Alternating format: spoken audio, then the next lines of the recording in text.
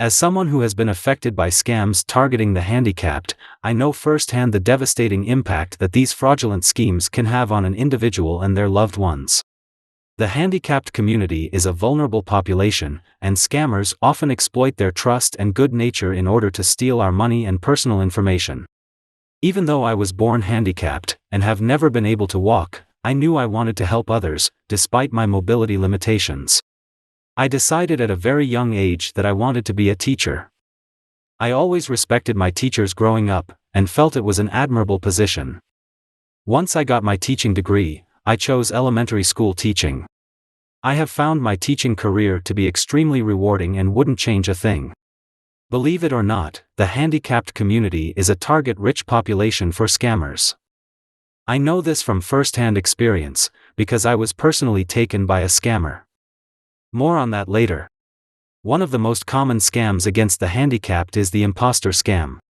This is when someone poses as a trusted individual, such as a government official, and tells the victim that they owe money or have won a prize. The scammer then pressures the victim into providing personal information or making a payment, often through prepaid debit cards or wire transfers. This type of scam is particularly insidious because it often preys on the victim's fears and anxieties, and can result in the loss of significant sums of money. Another type of scam that targets the handicapped is the telemarketing scam. This is when a scammer calls the victim and tries to sell them products or services, such as a fake medical device or a home security system, that they do not need or that do not exist. The scammer often uses high-pressure tactics to convince the victim to make a payment, and the victim may not realize that they have been scammed until it is too late. I mentioned previously that I was once a victim of a scam. My scammer got me through a telemarketing scam. I received a call from someone claiming to be a representative of a medical supply company. He was a smooth-talking gentleman with a beautiful English accent. One of those voices you feel like you can trust. He sounded a lot like James Bond himself. So much so, that I thought he was going to tell me his name was Bond. James Bond. He told me that I could get a free trial of a new wheelchair, with an option to buy later at their cost. Of course, I was very excited. All I had to do was pay for shipping and handling up front. In his finest proper English, he told me that since this was such a unique and limited time offer, he would need the shipping and handling payment immediately. He said they were running out of the chairs quickly because the offer was too good to pass up. Therefore, if I truly wanted to get in on the deal, I needed to act fast. He asked if I had access to Zelle at my bank. I told him I did, but had only used it once or twice.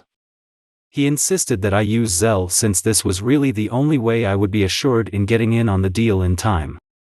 He explained that Zelle sends payment immediately, so I could get my new chair in the next day or two. So, foolishly I sent him $400 for shipping and handling through Zelle.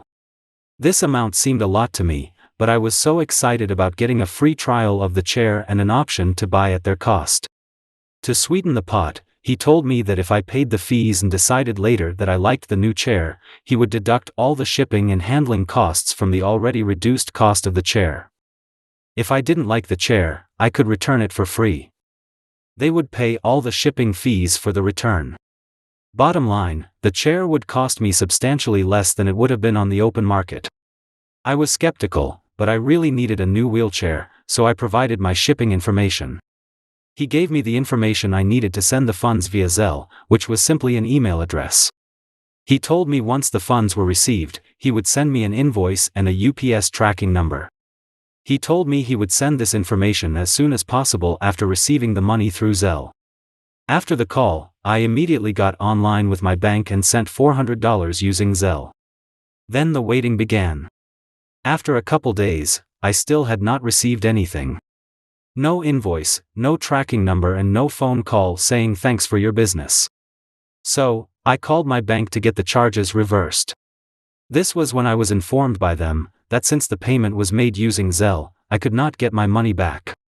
The bank told me that if I had used a credit card, then it would have been no problem. However, since I used Zelle, there was no recourse. Money sent through Zelle is not protected, like it is with credit and debit cards. Consumers use Zelle at their own risk. I was devastated and felt so foolish for falling for the scam.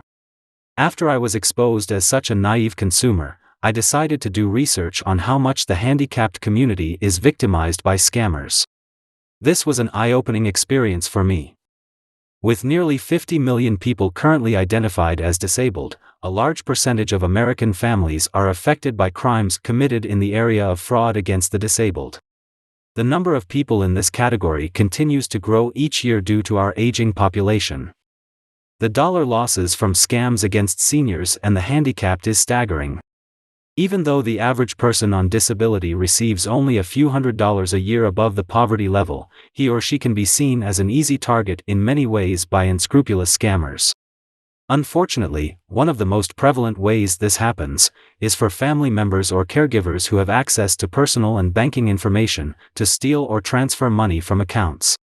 Often this can go undetected for months and years, especially if the disabled person relies frequently or completely on others for assistance with paying bills, buying groceries, and taking care of other expenses. Another way that scammers target the handicapped is through email scams. This is when a scammer sends an email that appears to be from a trusted organization, such as a government agency or a financial institution, and asks for personal information or a payment.